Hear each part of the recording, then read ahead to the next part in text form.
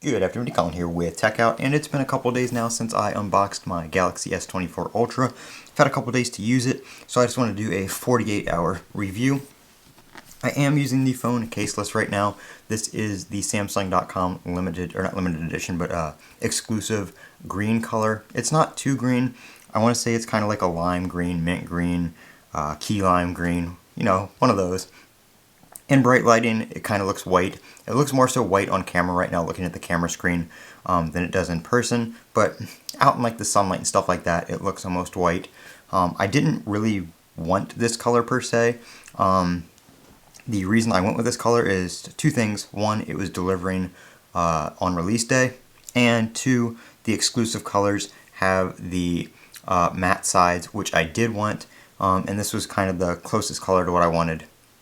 What I liked at least, to be able to get that. I may put a skin on it at some point in time, depending on how long I keep the phone. Maybe even I will take the back off and replace it with like a black one, and then have the black with the matte sides. Don't really know, don't want to play around with that too much and break something.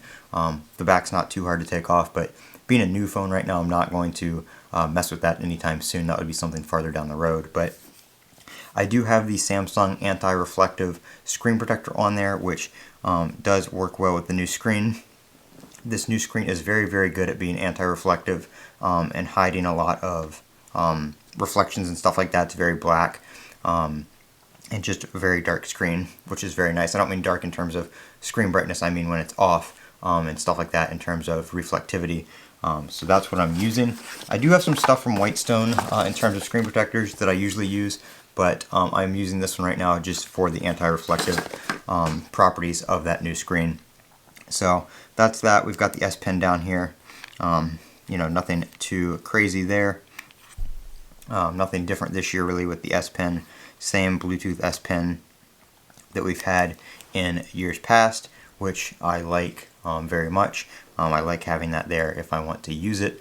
Battery life doing pretty good here on the Snapdragon 8 Gen 3, 89%.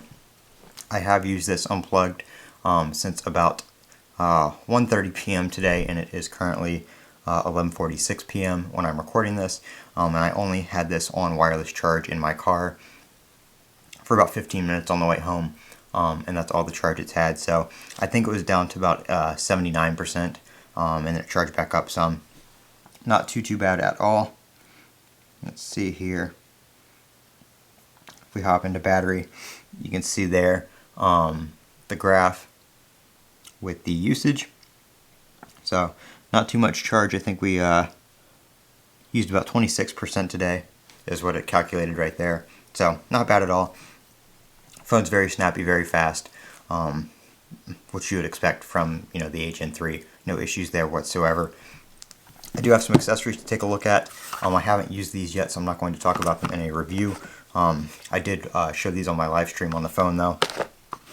I did use a case from Poetic yesterday, and then I went caseless today. I do have some stuff coming from Spec, and I do plan on getting the OtterBox Defender as well. But overall, first day impressions, first 48-hour impressions on the Galaxy S24 Ultra is I really, really like it. I like the fact that the screen is flat.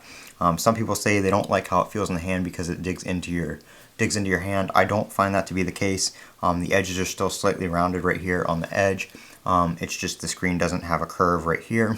So I guess depending on how you hold it, maybe it will on some people, but haven't had that problem in my use case on the S24 Ultra. So that's the S24 Ultra. 48 hours in right now. I'm Colin with Techout. Don't forget to comment, rate, and subscribe. And as always, have a great day.